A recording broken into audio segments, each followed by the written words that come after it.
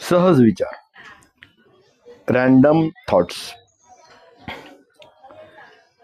जेव्हा मी 70 पाऊल ठेवलं तेव्हा मी माझ्या जुन्या आराम खुर्चीवर शांतपणे बसलो होतो. पार केलेल्या प्रवासाकडे मागे वळून पाहताना मी स्वतःशीच पुटपुटलो, बरं, तर हे कदाचित आयुष्याचं शेवटचं प्रकरण असावं. पण मी जितका विचार केला तितकी मला एक आश्चर्यकारक गोष्ट जाणवली. आयुष्य संपत नव्हतं, तर ते फक्त सत्याचा उलगडा करत होतं. ज्या गोष्टीवर मी कधी काळी मनापासून विश्वास ठेवला होता त्यातील अनेक गोष्टी केवळ आभास निघाल्या. मुले, ती मोठी होतात आणि स्वतःचं वेगळं जग निर्माण करतात. आरोग्य, ते तुमच्या कल्पनेपेक्षाही वेगाने अदृश्य होऊ शकतं. सरकार, ते बहुधा फक्त हेडलाईन्स, आश्वासने आणि कागदावरचे आकडे असतात.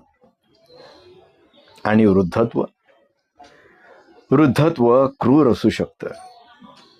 ते आधी तुमच्या शरीरावर नाही तर तुमच्या आशेवर हल्ला करतं. म्हणून मी काही कडू सत्याशी, प्रामाणिक सत्यांशी तडजोड केली.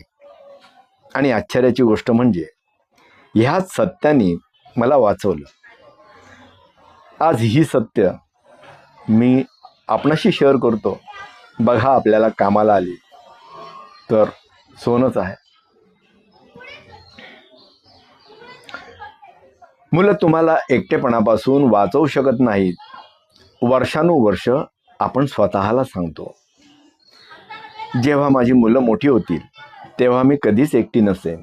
ती मला भेटायला येतील, माझी काळजी घेतील, माझ्या जवळ राहतील. हे एक सुंदर स्वप्न आहे, पण वास्तव्याचे बेत वेगळे असतात. मुलांकडे नोकऱ्या, बिलं, जोडीदार, जबाबदाऱ्या आणि त्यांची स्वतःची मुलं असतात. त्यांचे दिवस कामाने भरलेले असतात आणि तुम्ही फक्त त्यांच्या जबाबदाऱ्याच्या मधली एक छोटी आठवण बनून राहता. कधी कधी तुम्ही एखाद्या सणासारखी त्यांच्या फोनची वाट पाहता.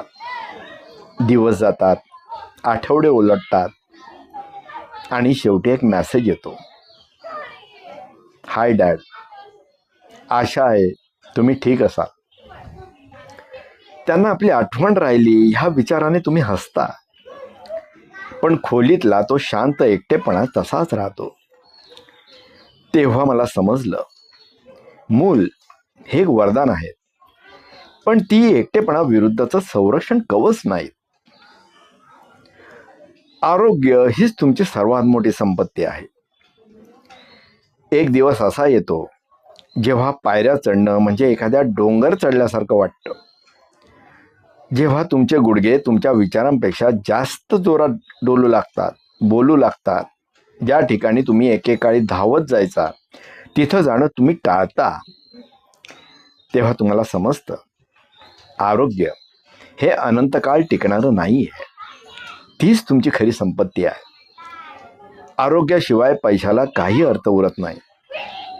ताकदीशिवाय स्वातंत्र्याची चमक कमी होते. जोपर्यंत तुमचं शरीर तुमचं ऐकतंय तोपर्यंत त्याची काळजी घ्या. पेन्शन आणि पैसा ह्या दोन वेगळ्या गोष्टी आहेत. पेन्शन तुम्हाला जिवंत ठेवू शकतं, पण ते तुम्हाला जगू देईलच असं नाही. वर्षानुवर्ष माझा असा विश्वास होता की ही व्यवस्था आपली काळजी घे. दशकांच्या कामानंतर कोणीतरी म्हणेल, आता विश्रांती घे, आम्ही आहोत ना. पण आयुष्य असं चालत नाही. बिलं येत आहेत, औषधांचा खर्च वाढतो, महागाई वाढते आणि अचानक तुम्हाला जाणवतं की जगणं महाग झालंय. म्हणून मी एक निर्णय घेतला, आश्वासनावर पूर्णपणे अवलंबून राहू नका. जेवढं शक्य आहे तेवढी बचत करा. जोपर्यंत शक्य आहे तोपर्यंत कमवा. आपली प्रतिष्ठा जपण्यासाठी छोटीशी बचतही मोलाची ठरते. मी पाळत असलेले 5 नियम मी आपणाला सांगतो. नियम पहिला, पैसा हा अनेकदा मुलांपेक्षा जास्त भरवशाचा असतो. हे ऐकायला कदाचित कठोर वाटेल, पण सत्य असंच असतं. मुलं म्हणजे प्रेम आहेत, आनंद आहेत, पण ती तुमची रिटायरमेंट प्लॅन नाहीत. स्वतःसाठी बचत करा. ती बचत तुम्हाला स्वातंत्र्य देते आणि स्वातंत्र्य तुम्हाला शांतता देते. नियम दुसरा, तुमचं आरोग्य हेच आता तुमचं फुल टाइम काम आहे. तुमचा रोजचा पहिला दिवस म्हणजे अंथरुणातून कोणत्याही वेदनेशिवाय उठणे. चाला, व्यायाम करा, साखर मीठ कमी खा. आजार तुम्ही कोण आहात हे पाहत नाही, पण खबरदारी सर्व काही बदलू शकते. नियम तिसरा, स्वतःच्या सहवासाचा आनंद घ्यायला शिका. कोणाची तरी वाट पाहणं दुःख निर्माण करतं. फोनची, भेटीची किंवा कोणीतरी आपल्याला आनंद देईल ह्याची वाट पाहू नका.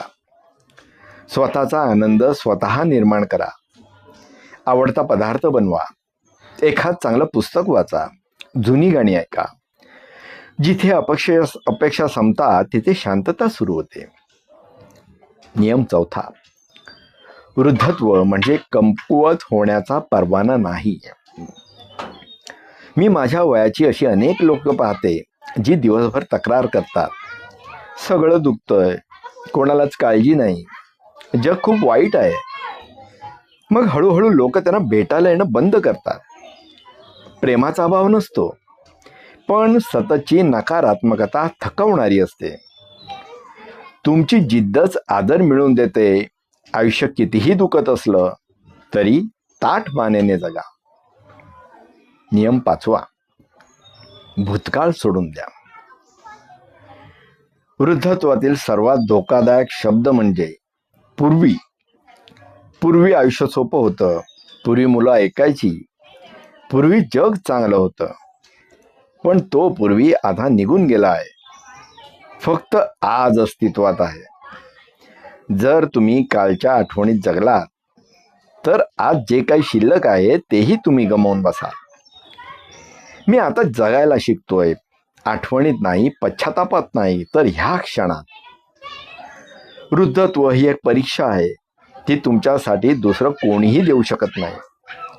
तुम्ही खुर्चीत बसून मदतीची वाट पाहत तक्रार करू शकता किंवा दीर्घ श्वास घेऊन जे काही उरलं आहे त्यातून पुन्हा आपलं आयुष्य उभारू शकता. आणि जर तुम्ही तसं केलं तर तुम्हाला एक सुंदर गोष्ट सापडेल. 70 नंतरचं आयुष्य संपलेलं नसतं. त्यात अजूनही हास्य असू शकतं, शांतता असू शकते आणि एक अर्थ असू शकतो. आणि हो, ते अजूनही एक अतिशय सुंदर आयुष्य असू शकतं. सौजन्य, श्रीमती उषा सोमन.